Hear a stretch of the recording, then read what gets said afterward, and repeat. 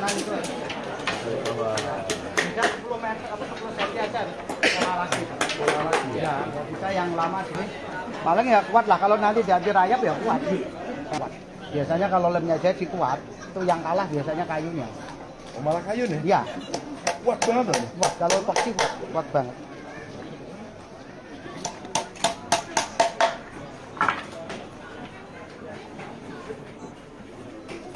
Ini juga masih bagus desain. Sementara ini masih bagus. Yang Jepara masih bertahan di Gebyok. Malah Gebyok. Iya.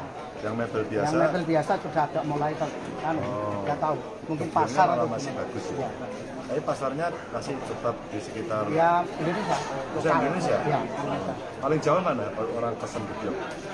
Rata-rata dari Indonesia, Sulawesi, Kalimantan. Oh, dari sana? Iya, Papua juga pernah. Oh iya, Papua. Iya. Papua yang ngirim